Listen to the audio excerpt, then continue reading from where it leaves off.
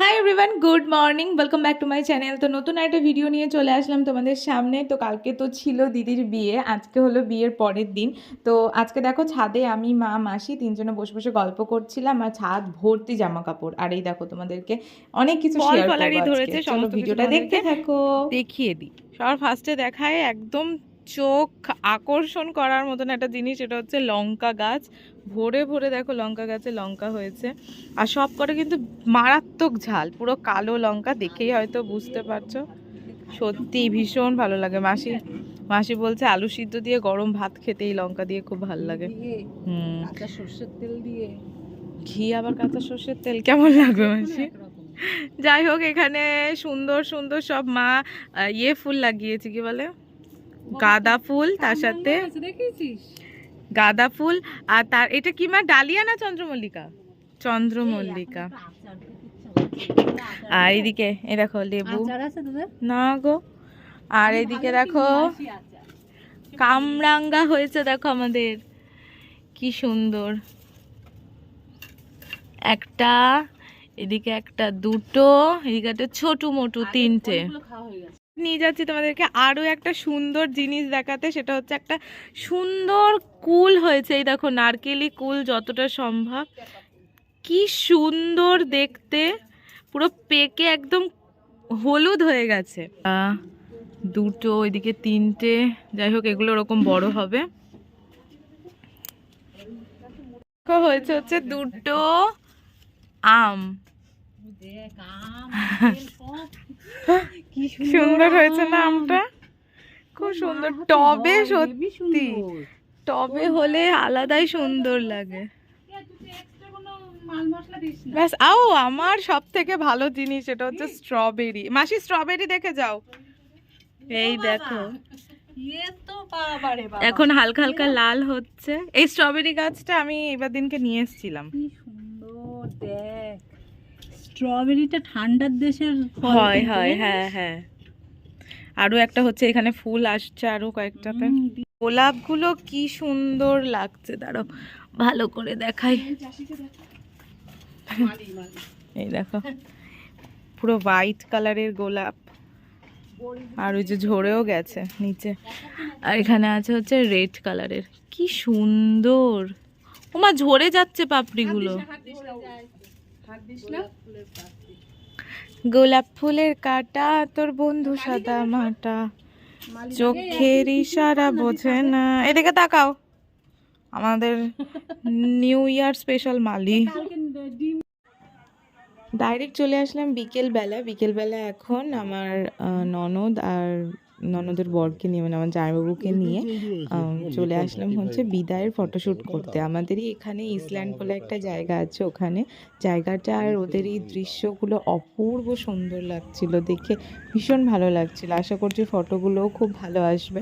আর এই যে আমি এখন দাঁড়িয়ে রয়েছি একা একা, ওইদিকে ওদিকে দেখছি, আমি সৃজনের সাথে গল্প করছি, এইসবই করছিলাম।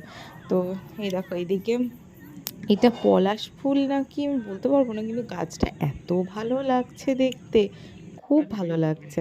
আর এই যেখানে একটা এই যে অপু পাঁচালিতে একটা সিন আছে না, ঠিক ওরকম করার চেষ্টা করছে।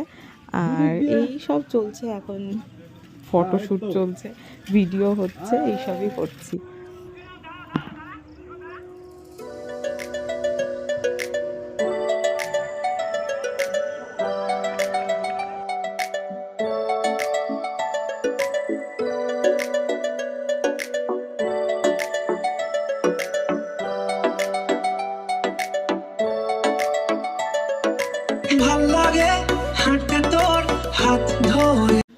ফটোশ্যুট করিয়ে নিয়ে এখন চলে আসলাম বাড়িতে। আর বাড়িতে এসে যা যা রিচুয়াল আছে সেগুলো করতে হবে। আর একটা মেয়ের জন্য সব থেকে প্যাথেটিক একটা মানে সময় এটা বলতে গেলে, যে নিজের বাড়ির থেকে আরেক বাড়ি যাওয়া, মানে ওটাও নিজেরই বাড়ি কিন্তু মানে এক বাড়ির থেকে আরেক বাড়ি যাওয়া।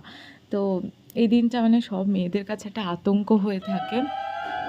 যাই হোক, আর আমার দিদির সাথে পরিচয় আজ থেকে না, অনেক দিনের পরিচয়। আমরা এক স্কুলে পড়তাম, আমার সিনিয়র ব্যাচ ছিল দিদিরা, তো যাই হোক এক গাড়ি করে যাতায়াত করা, একসাথে পড়া, তো বন্ডিংটা বেশ মোটামুটি ভালোই ছিল। কিন্তু এই যে এই টাইমটা দেখে তো প্রচণ্ড খারাপ লাগছিলো। আর দিদি না জোরে কাঁদতে পারে না, যেটা দেখে বুঝলাম মানে ভিতরে ভিতরে কষ্ট হচ্ছে, বাট ওই চোখ দিয়ে জল গড়িয়ে আসছে, বাট মুখে কিছু আওয়াজ করতে পারছে না। এটা না আরও খারাপ লাগছিল দেখে।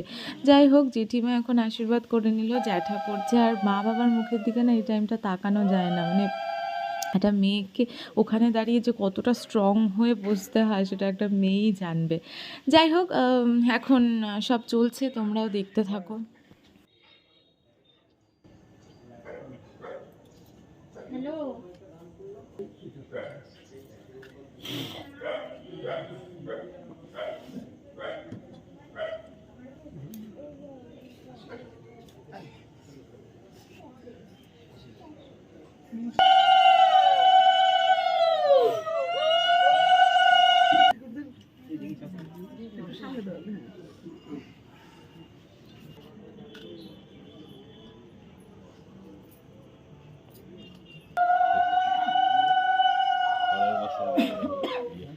পরের বছর আমাদের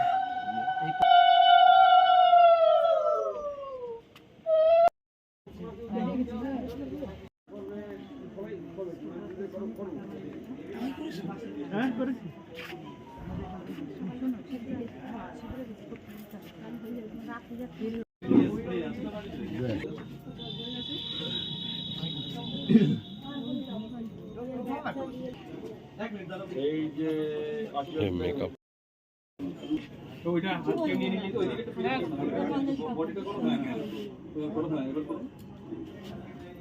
মায়ের ঋণ শোধ করে নাকি মেয়ে চলে যাচ্ছে নিজের বাড়ি, এটা কোনোদিনও সম্ভব বলো তো?